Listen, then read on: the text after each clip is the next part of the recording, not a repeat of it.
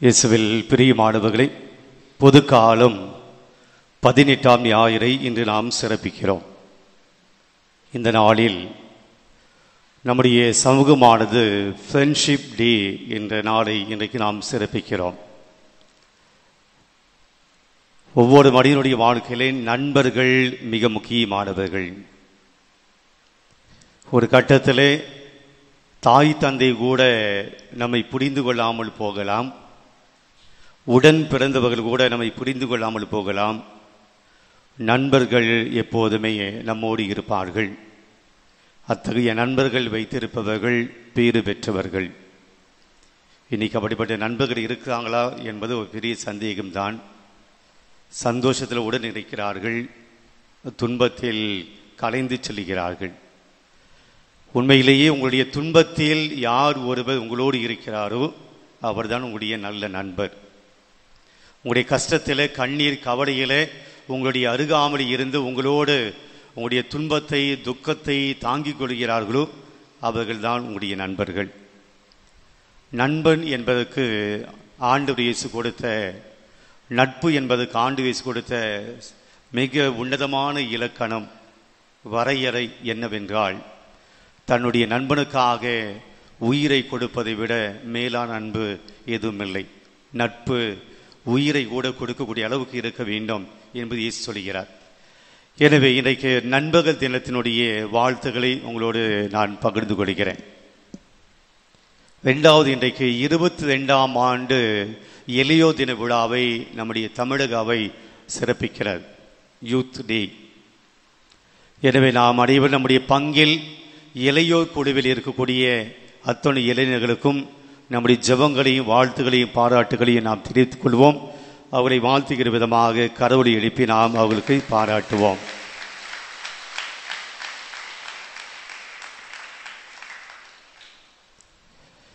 பிரியமான, இன்றைக்கு உங்களோடு நான் பகிர்ந்து கொள்ளக்கூடிய செய்திகள், அதோடு நாளைய தினம் குருக்களுடைய பாதகர் ஜான்மரி வியானி அவருடைய விழாவை கொண்டாடுகிறோம்.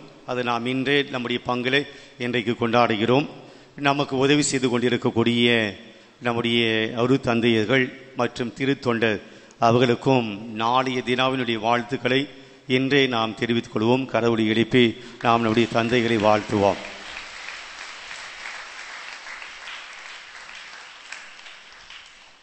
யூத்து கிட்ட சொன்ன முன்னுரையில் இந்த ஜான்மரி வியானியை பற்றி, குருக்களை பற்றி கொஞ்சம் சேர்த்துங்கடா அப்படின்னா அவங்கள மட்டும் சொல்லிட்டு போயிட்டானுங்க.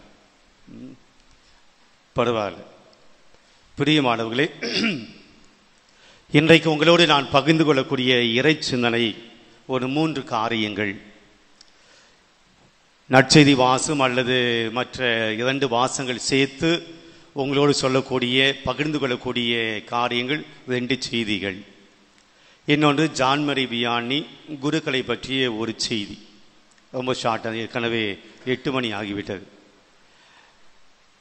இன்றைய நற்செய்தியை நம்ம புரிஞ்சிக்கணும் அப்படின்னா, இன்றைக்கு நற்செய்தியில் நாம் என்ன படித்தோம் நமக்கு ஞாபகம் இருக்கும். இந்த நற்செய்தியை புரிந்து கொள்ள வேண்டும் என்றால் லூக்கா நற்செய்தி 12ஆம் அதிகாரத்தை படிச்சிருக்கோம். 1 முதல் 12ஆம் இறை வார்த்தையில் வர என்ன நடந்தது அப்படின்னு நமக்கு சொல்லலை.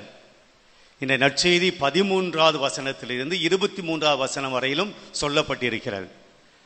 அப்போ 1வது வசனத்தில் இருந்து 12ஆம் வசனம் 11ஆம் வசனம் வரையிலும் என்ன நடந்தது என்று நாம் கவனித்தோம் என்றால், அதுக்கப்புறமா இந்த வாசகம் எந்த அளவுக்கு அது பொருள் உள்ளதாக, இயேசு சொல்லக்கூடிய விஷயங்கள் எவ்வளவு பொருள் உள்ளதாக இருக்கும் என்பது நமக்கு தெரியும். என்ன நடந்தது அப்படின்னா ரொம்ப ஷார்ட்டா, ஆயிரக்கணக்கான மக்கள் ஒருவரை மிதிக்கக்கூடிய அளவுக்கு இயேசுவை பின்தொடர்ந்து கொண்டு இருக்கிறார்கள். அப்படிதான் 12ஆம் அதிகாரம் துவங்குகிறது. அப்போது இயேசு தன்னுடைய சீடர்களை பார்த்து சொல்லுகிறார். Is preaching to the disciples. அவனுடைய சீடர்களை பார்த்து பேசுறார். எல்லா மக்களுக்கும் அவர் சொல்லல. என்ன சொல்லுகிறார்? பரிசேயுடைய வெளி வேடமாகிய புளிப்பு மாவை குறித்து எச்சரிக்கையாயிருங்க. ரொம்ப ஷார்ட்டா சொல்லணும்னா, வெளி வேடம், இந்த வெளி வேடத்தை குறித்து நீங்க எச்சரிக்கையாகணும். யார் வெளி வேடம் போடுகிறார்கள்? பரிசேயர்கள். பரிசேயர் ரொம்ப நல்லவங்க போல இருக்கிறாங்க, ஆனா அவங்க நல்லவங்க இல்லை, வெளி வேடம் போட்டிருக்கிறார்கள். எனவே அவங்களை குறித்து நீங்க ஜாக்கிரதையா இருங்க அப்படின்னு துவங்குகிறார். அப்படியே சொல்லுகிற போது, நீங்கள் உடலை குறித்து பயப்படாதீங்க, உடலை கொள்வோருக்காக நீங்கள் அஞ்ச வேண்டாம், உங்களுடைய ஆன்மாவை கொள்ளுவோருக்காக அஞ்சுங்கள். எல்லாம் சீரல்கிட்ட சொல்றாரு. பரிசைகளை பார்த்து பயப்படாதீங்க, உங்களை சாகடிக்கிறாங்களே, உடலை சாகடிக்கிறாங்களே அவங்கள பார்த்து பயப்படாதீங்க, உங்களை ஆன்மாவை யார் சாகடிக்கிறாங்களோ அவங்கள பார்த்து பயப்படுங்க. அதுக்கு அடுத்ததாக நாம் பார்க்கிறோம், மக்கள் முன்னிலையில் என்னை ஏற்றுக்கொள்கிறவர் வானதூத முன்னிலையும் நான் ஏற்றுக்கொள்வேன், மக்கள் முன்னிலையில் என்னை மறுதளிக்கிறவரை நானும் மறுதளிப்பேன். அடுத்து, தூய் ஆவியாரை புறக்கணிக்கிறவர் ஒருபோதும் மன்னிக்கப்படார் சொல்லிட்டு அடுத்து சொல்றார், உங்களை ஆட்சியாளர்கள் அதிகாரம் உள்ளவர்களெல்லாம் கைது செய்வாங்க, அப்போது நீங்க என்ன பேசணும் ஏது பேசணும் பயப்படாதீங்க, அந்த சமயத்துல தூய் ஆவியான உங்களுக்கு சொல்லிக் கொடுப்பார். இது வரைக்கும் வந்து நிற்கிது. பெரிய மாணவர்களே, சீடல்கிட்ட என்ன சொல்றாரு, நீங்க நற்செய்தி அறிவிக்க போவீங்க, கடவுளுடைய வார்த்தை அறிவிப்பீங்க, நீங்கள் சாகடிக்கப்படுவீர்கள், கொள்வார்கள், பயப்படாதீங்க, அஞ்சாதீங்க. 12ஆம் அதிகாரத்தினுடைய தலைப்பு என்ன போட்டிருக்கிறது? அஞ்சாதீர்கள். இப்போ இதுவரையில் நாம் பார்த்து அப்படின்னா இயேசு என்ன சொல்ல வருகிறார்? பயப்படாதீங்க, கடவுளின் நற்செய்தி அறிவியுங்கள். மிக முக்கியமான ஒரு விஷயத்தை இயேசு தன்னுடைய சீடர்கிட்ட சொல்றாரு. நற்செய்தி அறிவிக்க போகணும், பயப்படாம போகணும், பரிசைகளை பத்தி கவலைப்படாதீங்க, ஜாக்கிரதையா இருங்க, உடலை கொள்வோருக்காக பயப்படாதீங்க, ஆன்மாவை கொள்வோருக்காக பயப்படுங்க, எல்லாம் சொல்லிட்டு இருக்கிற போது ஒருவர் வருகிறார். அந்த இடத்துல இயேசுனுடைய போதனையை தடுக்கிறார். தடுத்துட்டு என்ன சொல்றாரு? ஆண்டவரே, போதகரே, என்னுடைய சகோதரன் அவர்கிட்ட சொல்லுங்க, என்னுடைய சொத்தை பங்கிட்டு கொள்ள சொல்லுங்க. இயேசு எவ்வளவு முக்கியமான ஒரு விஷயத்தை பேசிட்டு இருக்க சீடர்கிட்ட. போதிக்கணும், நற்செய்தி அறிவிக்கணும், உயிர் போனாலும் கூட பரவாயில்ல, பயப்படாமல் நற்செய்தி அறிவிக்கணும், ரொம்ப சீரியஸா போயிட்டு இருக்கும்போது அங்க இருக்கக்கூடிய ஒருவன் எதை நினைச்சு நிற்கிறான்? தன்னுடைய சொத்தை பத்தி நினைத்து கொண்டிருக்கிறான். அப்போ சொல்றாரு, உங்கள் சொத்தை பாகம் பிரிக்கவோ நடுவராகவோ என்னை அமர்த்தியது யார்? நான் என்ன வேலை பண்ணிட்டு இருக்கிறேன், நீ என்ன வேலை பண்ண சொல்ற? நான் என்ன பேசின்னு இருக்கிறேன், நீ என்ன செய்ய சொல்ற? சொத்தை பங்கிட்டு கொடுக்குமாறு என்னுடைய சகோதரிகிட்ட சொல்லு, இதுவா என் வேலை? என்னை நடுவராகவோ பாகம் பிரிப்பவராகவோ என்னை அமர்த்தியது யார்? சொல்லிட்டு அடுத்த வார்த்தை சொல்றாரு, எவ்வகை பேராசைக்கும் இடம் கொடாதவாறு எச்சரிக்கையா இருங்கள், ஜாக்கிரதையா இருங்க. இன்னைக்கு 2வது வாசகத்துல பேராசையை பத்தி சொல்லுகிற போது பேராசையோடு இன்னொரு வார்த்தையும் சேர்த்து சொன்னாங்க. இன்னைக்கு படிச்ச 2வது வாசகத்துல எனக்கு ஞாபகம் இருக்கா? அந்த கேள்வியெல்லாம் கேட்காதீங்க ஃபாதர், என்ன நீங்க சொல்றது புரியுது. சிலை வழிபாடாகிய பேராசை, பேராசையும் சிலை வழிபாடும், ஹலோ எல்லாம் இங்கதான் இருக்கீங்களா? பேராசையும் சிலை வழிபாடும் ஒன்னுன்னு சொல்றார். நீங்க வேற தெய்வத்தை வழிபடுவது சிலை வழிபாடு, வேற கடவுளை போய் வணங்குவது சிலை வழிபாடு. ஜீசஸை விட்டுட்டு நீங்க யாரையும் ஆராதனை பண்ணீங்கன்னா அது சிலை வழிபாடு தான். அப்போ பேராசையும் சிலை வழிபாடும் ஒன்னுன்னு சொல்றாரு. அப்ப எவ்வளவு பெரிய பாவம் அது! பழைய ஏற்பாட்டிலே சிலை வழிபாட்டை ஆண்டு மிக வன்மையாக கண்டிக்கிறார். சிலை வழிபாட்டை செய்தவர்களை ஆண்டு மிக வன்மையாக தண்டிக்கிறார். அப்படிப்பட்ட ஈக்குவல் பண்றாரு. கொலோசியர்கள் திருமுகத்தில் பவுல் சொல்றார், பேராசை கொள்வதும் நீங்க வேற தெய்வத்தை வழிபடுவதும் ஒண்ணு அப்படின்னு சொல்றார். அப்ப இன்னைக்கு முதல் செய்தி என்ன சொல்ல வர அப்படின்னா, பேராசையை பத்தி நாம் கொஞ்சம் சிந்திப்போம். பிரியமானவர்களே, பேராசை பத்தி என்ன ஏது அதெல்லாம் நான் சொல்ல விரும்பல. ஆசைக்கும் பேராசைக்கும் வித்தியாசம் உண்டு. அது எவ்வளவு பெரிய வித்தியாசம் அப்படின்னா, மிகப்பெரிய இடைவெல்லாம் கிடையாது, ஒரு நூல் தான், ஒரு நூல் அளவுதான். ஆசையிலிருந்து பேராசைக்கு நாம் போய்விடுவோம், நமக்கே தெரியாது இது பேராசை தானா அல்லது ஆசை தானா என்று தெரியாது. பிரியமானவர்களே, ஆசை இருக்க வேண்டும் தான், ஆனால் பேராசையை பற்றி இங்கே ஆண்டு சொல்கிறார், சிலை வழிபாடு. இப்போ பேராசை பட்டால் என்ன நடக்கும்? பேராசையை பற்றி எச்சரிக்கையாயிருங்க. பேராசையை குறித்து நீங்கள் எச்சரிக்கையாயிருங்க. ஏன் எச்சரிக்கையாக இருக்க வேண்டும்? பேராசைப்படுவதனால் என்ன ஆபத்து? பேராசைப்படுவதனால் என்ன பிரச்சனை? என்னுடைய மைண்டுக்குள்ளே, என்னுடைய சிந்தனைக்குள்ளே இருந்த ஒரு 5 காரியங்கள் உங்களோடு. 1, நம்முடைய பேராசை தீய செயல்களை செய்ய தூண்டும். பேராசை பிடித்தவர்கள் தீய செயல்களை அது செய்வதற்கு தூண்டும். நல்ல காரியங்கள் செய்ய அது விடாது. ஆக தீய செயல்களை தூண்டுவதற்கு அந்த பேராசை நம்ம இட்டு செல்கிறது. சட்ட விரோத செயல்களை செய்வோம், மோசடி செய்வோம், திருட்டு, ஏமாத்துவது, இப்படி லைனா. ஆக பேராசை பிடித்தால், பேராசை இருந்தால் தீய காரியங்களை செய்வதற்கு அது நம்மை கொண்டு போகும். 1. 2வது, பேராசை ஒருபோதும் மன நிம்மதியை கொடுக்காது. எவ்வளவு வந்தாலும் பத்தாது, எவ்வளவு வந்தாலும் நிம்மதியாக இருக்க முடியாது. ஆக ஒருபோதும் பேராசை நமக்கு நிம்மதியை கொடுக்கிறார், மன அமைதியை கொடுக்காது. 2. 3வது, பேராசை குடும்ப உறவுகளை பாதிக்கும். இன்னைக்கு எல்லாருடைய வாழ்க்கையில இந்த ப்ராப்பர்ட்டி பிரச்சனை இருக்கும். முக்கியமா இந்த வில்லேஜில் இந்த ப்ராப்பர்ட்டி பிரச்சனை இருக்கும். இந்த லேண்டு, இந்த நிலம், இது அது என்று நம்முடைய உறவுகளை எல்லாம் கூட வேண்டாம் என்று இந்த சொத்து பிரச்சனையில பல பேர் நாம் உறவுகளை இழந்திருக்கிறோம். உண்மையா இல்லையா? ஆக நமக்கு உறவுகளை விட இந்த சொத்து நமக்கு முக்கியம். பேராசை நம்முடைய உறவுகளை கெடுக்கும். 3. 4வது, பேராசை நம்முடைய நம்பிக்கையாக ஆணி வேறாக இருக்கக்கூடிய நல்ல எண்ணம். என்னது?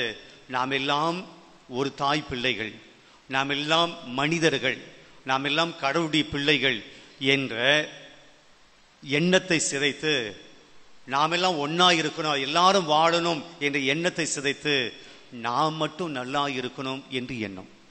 அடுத்தவன் எக்கேடு கெட்டு போனால் என்ன, அடுத்தவன் எப்படி போனால் என்ன, நாம் மட்டும் நல்லா இருக்கணும். பேராசை சுயநலவாதியாய் நம்மை மாற்றும். 5வது, பேராசை நம்மை ஆபத்தில் கொண்டு போய் விடும். பேராசை நம்மை ஆபத்தில் கொண்டு போய் விடும். யூதாஸ் இஸ்காரியோத், கடவுள் அவனிடம்தான் பணம் கொடுத்தார், பணத்தை வைத்து காரியங்களை செய்ய சொன்னார். ஆனால் அவனுடைய பேராசை எங்க கொண்டு போய் விட்டது? யூதாசு தற்கொலை செய்து கொண்டான். பேராபத்தில் கொண்டு போய் விடும். நாம நினைக்கிறோம் பேராசையினால் ஒன்றும் பிரச்சனை இல்லை, அதனால ஆண்டு சொன்னாரு அது கிட்டத்தட்ட சிலை வழிபாட்டுக்கு சமம் அப்படின்னு சொல்றாரு. சிலை வழிபாட்டுக்கு சமம் பேராசை. பெருமாள், இதான் முதல் செய்தி. இப்போ நாம நம்முடைய மனசுல அப்படியெல்லாம் நாங்கள் இல்லை, அப்படியெல்லாம் நாங்கள் பேராசைலாம் படலை அப்படின்னு நாம் நினைக்கலாம். நாம் எங்கெல்லாம் பேராசைப்படுகிறோம் என்று கொஞ்சம் சிந்தித்து பார்த்தோம் என்றால், பல இடங்களில் இந்த சிந்தனை அல்லது இந்த தீய எண்ணம், இந்த தீய பழக்கம் நம்மிடம் இருப்பதை நாம் உணர்வோம். எனவே ஆண்டு சொல்றார், எச்சரிக்கையாயிருங்க, பேராசை கொடுத்து எச்சரிக்காதீங்க, கேர்லெஸ்ஸாக இருக்காதீங்க. அது உங்களை ஆபத்தில் கொண்டு போய் விட்டுவிடும், உங்களை மாட்டி வைக்கும், உங்களுடைய குடும்பத்தை சிதைக்கும், உங்களுடைய உறவுகளை சிதைக்கும், உங்களுக்கு தீய பழக்கத்தை கொண்டு வரும். எச்சரிக்கையாயிருங்க. 1. 2வது சிந்தனைக்கு நான் சொல்கிறேன். இன்றைய நற்செய்தி வாசகத்தில் இருந்து இந்த ஓமையை சொல்றார் ஆண்டவர் இயேசு. அந்த கதை நமக்கு தெரியும். ஒருவன் நிறைய செல்வந்தன், பணக்காரன். அந்த பணத்தையும் தாண்டி, அவன் வைத்திருக்க செல்வத்தையும் தாண்டி அவனுடைய நிலம் அந்த ஆண்டு நன்றாக விளைந்தது. ஏற்கனவே பணக்காரன், ஆனால் அவனுடைய ராசி லக்கு அந்த ஆண்டு அவனுடைய நிலம் நன்றாக விளைந்தது. ஏற்கனவே அவனுடைய அறைகள் எல்லாம் தானியங்களால் நிரம்பி இருக்கிறது. இனிமேல் கொஞ்சம் தானியம் கூட உள்ள போட முடியாது. என்ன சொல்றான்? என்ன செய்ய முடியும்? நிறைய விளைஞ்சிடுச்சு, நான் என்னுடைய களஞ்சியத்தை இடித்து பெரிதாக கட்டுவேன், எல்லாத்தையும் கொண்டு வந்து சேர்ப்பேன், மனசே உண்டு குடித்து மகிழ்ச்சி திளைத்திடு என்று சொல்லிக் கொள்வேன் என்றெல்லாம் அவன் பேசுகிறான். பிரியமானவர்களே, ஆண்டு அதுக்கு பின்னாடி என்ன சொல்றாரு? என்று இரவே செத்து போயிடுவ, உன் சொத்து வச்சு என்ன பண்ணுவ? பிரியமானவர்களே, இந்த வாசகத்துக்கு போறதுக்கு முன்னாடி, இந்த வாசகத்தில் வரக்கூடிய சில காரியங்களை சிந்திக்கிறதுக்கு முன்னாடி, அந்த தலைப்பு என்ன போடப்பட்டிருக்கு அப்படின்னா, அறிவற்ற செல்வன். அறிவற்ற செல்வன். இன்னைக்கு ஒரு செல்வந்தனா இருக்கணும் அப்படின்னா அறிவு வேண்டும் அப்படின்னு நம்ம நினைக்கிறோம். அறிவு வேண்டும்.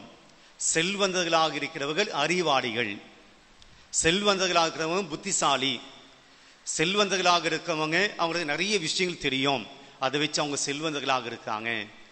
ஏழைகள் ஒண்ணு இல்லாதவங்க, அவங்க அறிவில்லாதவர்கள். இன்னைக்கு ஆண்டவர் சொல்றாரு, he was a fool. அந்த அறிவு அந்த செல்வந்தனை ஃபூல்னு சொல்றாரு, முட்டாள் அப்படின்றார். அறிவற்ற நிலையில் அறிவற்ற செல்வன் அப்படின்னு சொல்றாரு. நம்ம அதுதான் சிந்திக்க போறோம். ஏன் அவன் ஒரு ஃபூலா கருதப்பட்டான், அறிவற்றவனாக ஏன் கருதப்பட்டான், முட்டாளாக ஏன் அவனை சொல்றாரு? பிரியமானவர்களே, அதுக்கு முன்னாடி இன்னைக்கு முதல் வாசகத்தையும் நற்செய்தி வாசகத்தையும் இருக்கக்கூடிய வேறுபாடு பார்க்க முடியுது. முதல் வாசகத்துல சபை உரையாளர் புத்தகம் வாசிச்சோம். என்ன சொல்றாங்க? எல்லாம் வீண், உடைப்பது வீண், சேர்த்து வச்ச எல்லாம் வீண். நீங்க சேர்த்து வச்சுட்டு செத்து போயிடுறீங்க, அது யாருக்கு போற? எல்லாத்தையும் விட்டு தானே போறீங்க, வீணிலும் வீண். அப்ப என்ன சொல்ல வராங்க சபை உரையாளர்? நீங்க சேர்த்து வச்ச பணத்தை நீங்க சந்தோஷமா செலவு பண்ணணும். நீங்க சேர்த்து வச்சு செத்து போயிடுறீங்க, அதை இன்னொருக்கும் கொடுத்துட்டு நீங்க போயிடுறீங்க. அப்போ என்ன லாபம்? நீங்க சேர்த்து வச்ச செல்வத்துக்கும் நீங்க உழைக்கிற உழைப்புக்கும் என்ன லாபம்? நீங்க அனுபவிக்கல, அதை சந்தோஷமா நீங்க வாழல, இன்னொருத்துக்கு வச்சுட்டு நீங்க போறீங்க. இதை முதல் வாசகம் சொல்லுது. அப்ப என்ன சொல்ல வராங்க? சேர்த்து வச்சுக்க செல்வத்தை வச்சு நீ சந்தோஷமா இரு. இப்ப நற்செய்தி வாசகத்துக்கு வருவோம். அவன் நிறைய சொத்து இருக்கு, நிறைய விளைச்சல் வந்துச்சு, இப்ப நிறைய அவங்ககிட்ட இருக்கு. அவன் என்ன சொல்றான்? என் சொத்தை வச்சு நான் சந்தோஷமா இருக்க போறேன், என் சொத்தை வச்சு நான் உண்டு குடித்து மகிழ்ச்சியா இருக்க போறேன். முதல் வாசகம் சொல்லுது, நீ சேர்த்து வச்சுட்டு சந்தோஷமா இல்லாம யாருக்கும் ஒண்ணு கொடுத்துட்டு போயிற, நீ அதை அனுபவிக்கல அப்படின்னு முதல் வாசகம் சொல்லுது. நற்செய்தி வாசல் என்ன சொல்லுது? சேர்த்து வச்ச எல்லா சொத்தையும் நீ அனுபவிக்கிற, உண்டு குடித்து மகிழ்ச்சியில் இருக்கிற, நீ ஒரு முட்டாளு அப்படின்னு சொல்லுது. அப்ப எப்படி எடுத்துக்கிறது? சேர்த்து வச்ச சொல்ல அடுத்த கொடுத்துட்டு போறது முட்டாளா, அல்லது சேர்த்து வச்ச செல்வத்துல நாமே அனுபவிக்கிறது அது முட்டாளா? ரெண்டுமே வேறு வேறு கான்செப்ட்ல இருக்க போல நமக்கு தோணுது. நான் சொல்றது ஏதாவது புரியுதா? இல்ல ஒண்ணு தலையாற்ற போல தெரியலையே. ரெண்டு வாசகம் வேற வேற சிந்தனைகள் கொடுப்பது போல இருக்கிறது. அங்க சேர்த்து வை, அதை வச்சு நீ சந்தோஷமா அனுபவி. இங்க சேர்த்து வச்சான், அனுபவிச்சான், அவனை பார்த்து அறிவற்ற செல்வன், முட்டாள் அப்படின்னு சொல்றாங்க. இப்ப நம்ம செல்வத்தை வச்சு நாம் என்ன செய்யுது? எங்களுக்கு எதுவாக செல்வம், நாங்களே பிச்சை எடுத்துன்னு இருக்கோம், நாங்களே ஒன்றும் இல்லாமல் இருக்கோம், எங்களுக்கே செல்வம். சிந்தனைக்கு வருவோம். பிரியமானவர்களே, இந்த பணக்காரன் ஏன் முட்டாளாக கருதப்பட்டான்? ஏன் அறிவற்ற செல்வனாக அழைக்கப்படுகிறான்? அவங்கிட்ட பார்க்கக்கூடிய 4 காரியங்கள் அவனை முட்டாளாக மாற்றுகிறது. இதுதான் இன்னைக்கு பிரசங்கத்துடைய மைய சிந்தனை. 4 காரியங்கள். 1, அவன் சொல்லுகிறான், என்னுடைய நிலம் நன்றாக விளைந்தது. எந்த நிலமும் நன்றாக விளைய வேண்டும் என்றால் பல காரணிகள் உண்டு, பல தேவைகள் உண்டு. நல்ல காத்து இருக்கணும், நல்ல மண் வளம் இருக்க வேண்டும், வெயில் இருக்க வேண்டும், மழை இருக்க வேண்டும். இது எதுவுமே செல்வந்தனுடைய கையில கிடையாது. வெயில் செல்வந்தனுடைய கையில கிடையாது, காற்று செல்வந்தனுடைய கையில கிடையாது, மழை செல்வந்தனுடைய கையில கிடையாது. இதெல்லாம் யார் கொடுப்பது? கடவுள். ஆனால் அவன் சொல்லுகிறான், என் நிலம் நன்றாக விளைந்தது, நான் என்ன செய்வேன்? என் களஞ்சியத்தை இடிப்பேன், அதில் சேர்ப்பேன், உண்டு குடித்து மகிழ்ச்சியாக இருப்பேன். There is no place for God. நாம் பெற்ற செல்வத்துக்கு நாம் தான் உரிமையாளர்களாக கொண்டாடுகிற மனநிலை. என் செல்வத்துக்கெல்லாம் நான் தான் மூல காரணம், என்னுடைய முன்னேற்றத்துக்கெல்லாம் நான் தான் மூல காரணம். என் உழைப்பு, என்னுடைய அறிவு, என்னுடைய பலம், என்னுடைய திறமை, நான் தான் என் சொத்துக்கு, என் வளமைக்கு, என் முன்னேற்றத்துக்கு நான் தான் காரணம், வேறு யாரும் கிடையாது. கடவுளுக்கு இடம் கிடையாது. இதுதான் அவன் செஞ்ச முதல் தப்பு. கடவுள் இவையெல்லாம் கொடுக்காவிட்டால், மழை கொடுக்காவிட்டால், வெயில் கொடுக்காவிட்டால், காற்று கொடுக்காவிட்டால், நிலத்தினுடைய வளமை கொடுக்காவிட்டால், எவ்விதமான இயற்கை சேதம் ஏற்படாமல் கடவுள் பாதுகாக்காமல் இருந்திருந்தால் இது விளைந்து இருக்காது. அப்படிதானே? அப்ப அங்கே யாருக்கு இடம் இருக்க வேண்டும்? கடவுளுக்கு. அந்த பகுதியில் நாம் பார்க்கிற போது அவன் கடவுளுக்கு நன்றி சொல்லவே இல்லை.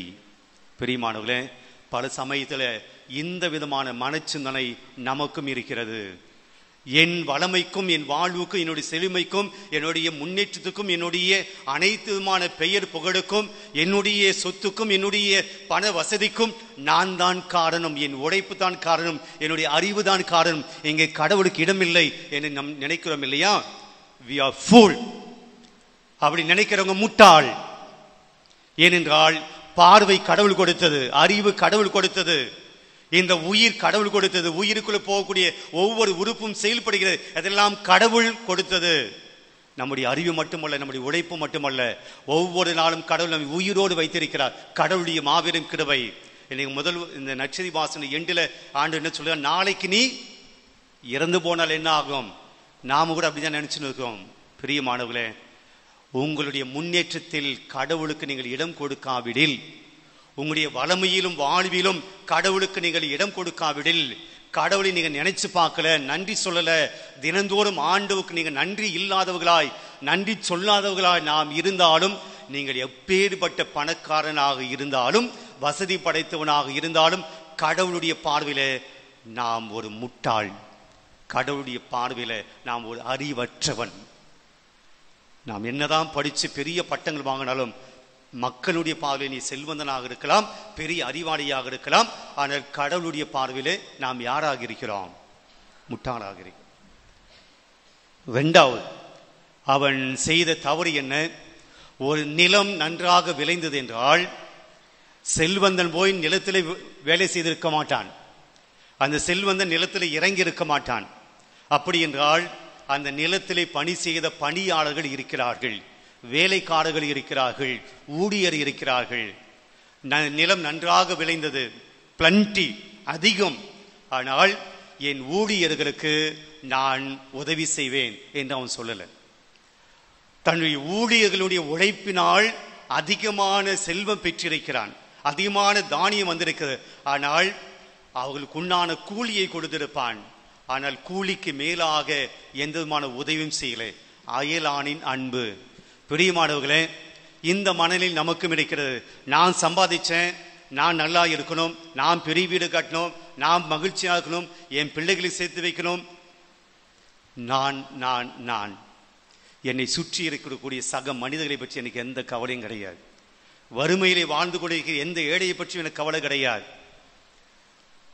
எனக்கு கண் முன்னாடியே பசியினால, உடம்பு சரியில்லாம, வறுமையினாலே, ஏழ்மையினால் இருக்கக்கூடிய ஏழைகளை பற்றி எனக்கு எந்த கவலையும் கிடையாது. கடவுள் கொடுத்திருக்கிற பணத்தை, கடவுள் கொடுத்திருக்கிற வசதியை நான் மட்டும் பயன்படுத்துவேன். ஒருபோதும் இயேசுனுடைய சீடனாக இருக்க முடியாது. சுயநலத்தோடு கடவுள் கொடுத்த ஆசீர்வாதங்களை தனக்கு மட்டுமே பயன்படுத்திக் கொள்கிறான். கடவுள் கொடுத்த ஆசீர்வாதங்களை தாம் மட்டுமே உண்டு வாழ வேண்டும் என்று ஒரு ஒட்டுண்ணியாக அவன் நினைக்கிறான். இவன் தான் கடவுளுடைய பார்வையில முட்டாள். அதாவது மிக எளிமையாக சொல்ல வேண்டும் என்றால், கடவுளுடைய ஆசீர்வாதங்களை பெற்று நான் மட்டுமே கடவுளுடைய ஆசீர்வாதங்களை அனுபவிப்பேன், அதை நான் யாருக்கும் கொடுக்க மாட்டேன் என்று யாரெல்லாம் இருக்கிறோமோ, ஏழைகளை பார்த்தும் கண்மூடித்தனமாக போகிறோமோ, உதவியை கேட்டு வரிகளை உதவி செய்யாமல் இருக்கிறோமோ, கடவுளுடைய பார்வையில நாம் யாராக இருக்கிறோம்? முட்டாளாக இருக்கிறோம். மூன்றாவது, அவன் செய்த தவறு என்ன? பெரியமானே, தன்னுடைய நிலம் நன்றாக விளைந்தது, எல்லாம் போதுமான பல தலைமுறைக்கும் அவன் சாப்பிடக்கூடிய நிலை இருக்கிறது. ஆனால் அவன் சொல்லிக் கொடுக்கிறான், நெஞ்சே உண்டு குடித்து மகிழ்த்திரு, ரொம்ப நாள் இரு, இந்த உலகத்தில் ரொம்ப நாள் இருக்க போல பேசிக்கிறான். பிரியமானவர்களே, நம்முடைய வாழ்க்கையினுடைய நேரங்களை நாம் மறந்து போகிறோம். நம்முடைய இறப்பை பற்றி நாம் யோசிப்பதில்லை. நாம் நிறைய ஆண்டுகள் இந்த உலகத்தில் இருப்பதாக நாமே நினைத்துக் கொள்கிறோம். நமக்கு நாட்கள் எண்ணப்பட்டிருக்கின்றன.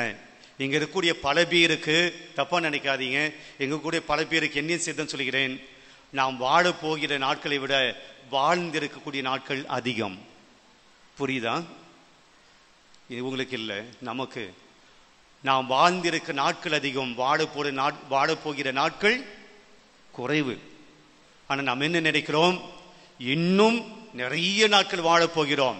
நெஞ்சே பல்லாண்டுகள் உண்டு குடித்து மகிழ், பல்லாண்டுகள், நிறைய வருஷம் நாம் இந்த உலகத்தில் இருக்க போறோம். பிரியமானவர்கள், கிடையாது.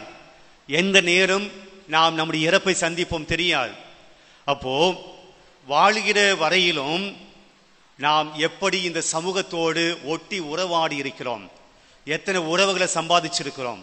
இன்னைக்கு நண்பர்கள் நாள், எத்தனை நண்பர்களை சம்பாதித்திருக்கிறோம். நாம் தனி மனிதனாக இந்த உலகத்தில் வாழ முடியாதுங்க. யாரும் எனக்கு வேணாம் அப்படி சொல்லி இந்த உலகத்தில் வாழ முடியாது. அப்படி வாழ்றதுதான் மிகப்பெரிய கொடுமை. யாருமே எனக்கு வேண்டாம் என்று வாழ்ந்து கொண்டிருக்கிறோமே, மிகப்பெரிய கொடுமையான வாழ்க்கை அது. உறவுகள் நமக்கு வேணும். நம்ம சமூகத்தில் வாழ்கிறோம், நம்மை சுற்றி மனிதர்கள் இருக்கிறார்கள், உறவுகள் இருக்கின்றன, குடும்பம் இருக்கிறது. இந்த குடும்பத்தோடு சேர்ந்து நாம் வாழப்போகிற நாட்கள் கொஞ்சம். அப்ப அந்த உறவுகளை எந்த அளவுக்கு நம்ம நேசிக்க வேண்டியிருக்கு, அந்த உறவுகளோடு நாம் எந்த அளவுக்கு மகிழ்ச்சியா இருக்கிறோம், சண்டை போட்டுக்கிறோம், பழி வாங்கிறோம், அடுத்தவங்களை கண்டுக்காம இருக்கிறோம், கேஸ் போறோம், விவாகரத்து பண்றோம், மேரேஜ் லைஃப் சரியா போல, திருமண வாழ்க்கை சரியா போகல, சின்ன சின்ன காரியங்களுக்கெல்லாம் சண்டை போகிறோம். ஏதோ இந்த உலகத்தில் ரொம்ப நாள் நம்ம இருக்கிற போல கிடையாது. கணவனோடு சண்டை, மனைவியோடு சண்டை, பிள்ளைகளோடு சண்டை, பக்கத்து வீட்டோடு சண்டை, வேலை செய்யற இடத்துல சண்டை, கோவில சண்டை, அன்பியத்துல சண்டை, பக்த சபையில சண்டை. என்ன சாதிக்க போகிறோம்? ரொம்ப நாள் இந்த உலகத்தில் இருந்துட்டு போறோமா? கொஞ்ச நாள் இருக்க போகிறோம். நல்ல உறவுகளோடு வாழ வேண்டும், மற்றவங்களுடைய உறவுகள் நமக்கு வேண்டும், அன்பு வேண்டும், பாசம் வேண்டும். இதெல்லாம் நம்ம மறந்துட்டு ஏதோ சாப்பாடு இருந்தால் போதும், உண்டு குடித்து மகிழ்ந்திருப்போம். ஆக மூணாவது செஞ்சவன் தன்னை சுற்றி இருக்கக்கூடிய உறவுகளை பத்தி அவன் கவலைப்படலை. சாப்பாடு போதும், உண்டு குடித்து இருந்தால், தனியாக இருந்தால் போதும், எந்த உறவும் தேவையில்லை. இதுதான் மூணாவது தப்பு. கடவுள் கொடுத்த உறவுகளை அவன் யூஸ் பண்ணலை. நான்காவது, பிரியமானவர்களே, அவன் வயிற்றை மட்டும்தான் யோசித்தான ஒழிய ஆன்மாவை பற்றி அவன் யோசிக்கல. அவன் உடலை மட்டும்தான் யோசிச்சான ஒழிய ஆன்மாவை பத்தி யோசிக்கல. உணவு எதுக்கு தேவை? உணவு ஆன்மாவுக்கா உடலுக்கா? உடலுக்கு தான். அவன் யோசிச்சதெல்லாம் சாப்பாடு, உண்டு குடித்து திளைத்திரு. உடலை பத்தி தான் யோசித்தான், ஆன்மாவை பத்தி யோசிக்கல. பிரியமானவர்களே, இந்த பிரச்சனை நமக்கும் இருக்கிறது.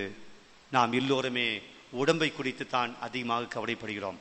அதனால இயேசு சொன்னார், உடம்பை கொள்பவர்களுக்காக நீங்க இன்னைக்கு சொன்ன, நான் உடலை கொள்வோருக்காக நீங்கள் அஞ்ச வேண்டாம், மாறாக ஆன்மாவை கொள்வோருக்காக அஞ்சுங்கள். நாம் எதை பத்தி கவலைப்படுறோம்? நம்ம உடலை மேக்கப் பண்ணிக்கிறோம், உடலை அழகாக வைத்துக் கொள்ள நினைக்கிறோம், எல்லாருக்கும் முன்னாடி பளிச்சுன்னு இருக்கணும், அழகா இருக்கணும், அப்படி ஸ்மார்ட்டா இருக்கணும். உடல், ஆன்மா எப்படி இருக்கு அதை பத்தி நமக்கு கவலை இல்லை. பிரியமான, இன்னைக்கு 2வது வாசகம் சொல்றாரு, உங்களுடைய வாழ்க்கையை பத்தி நினைச்சு பாருங்க, செய்கிற பாவங்களை பத்தி நினைச்சு பாருங்க.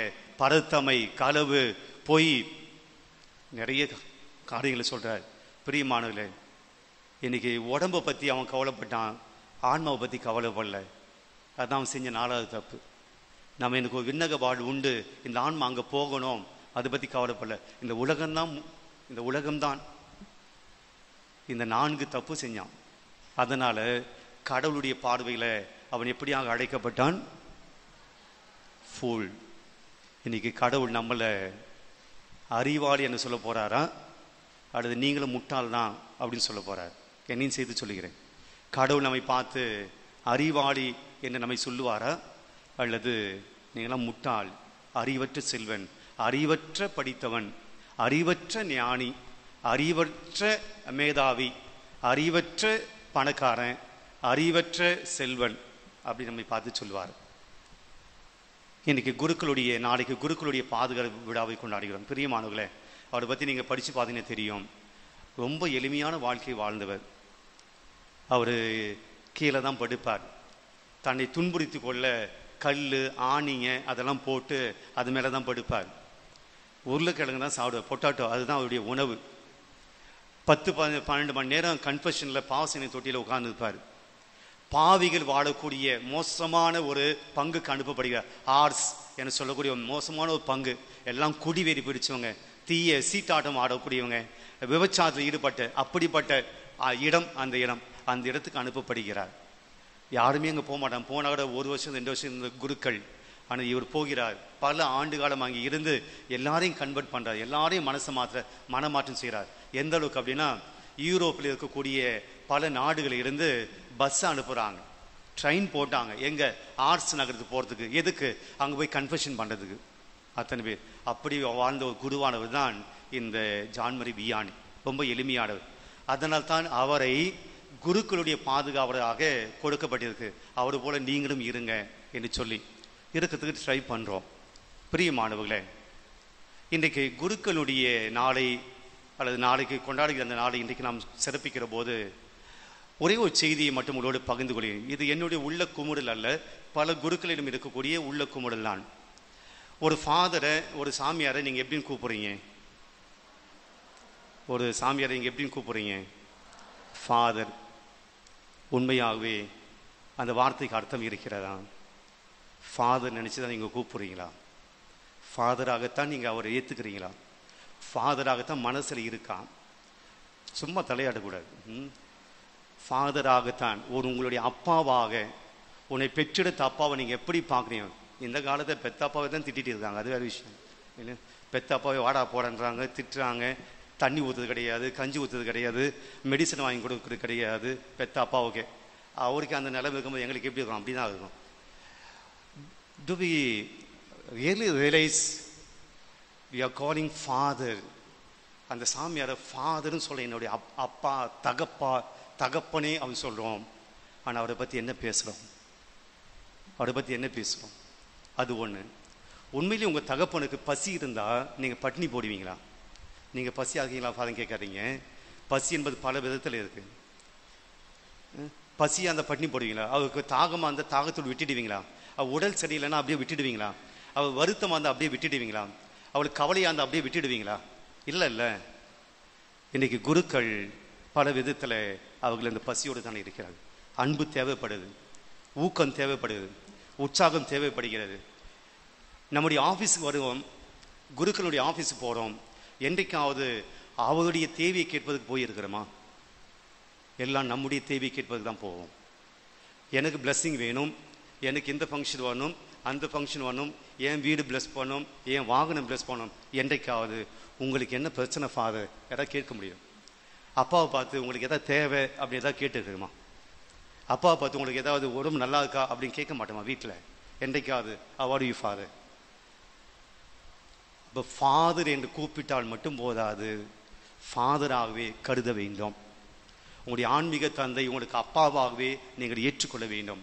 அப்பா ஸ்தானத்தில் வைத்து பார்க்க வேண்டும். எந்த பிள்ளையும் அப்பாவை பேரை கெடுக்க மாட்டாங்க. எந்த பிள்ளையும் அப்பாவுடைய பேரை கெடுக்க மாட்டாங்க. ஊரில் போய் அப்பாவை பற்றி தப்பாக பேச மாட்டாங்க. ஊரில் போயிட்டு அப்பாவை பற்றி இல்லாத பொல்லாத பேச மாட்டாங்க. இந்த அப்பாவை பற்றி மட்டும் எப்படி பேச முடியும்? அப்படின்னா அவரை அப்பாவாக நாம் ஏற்றுக்கொள்ளலை. Just we call him father.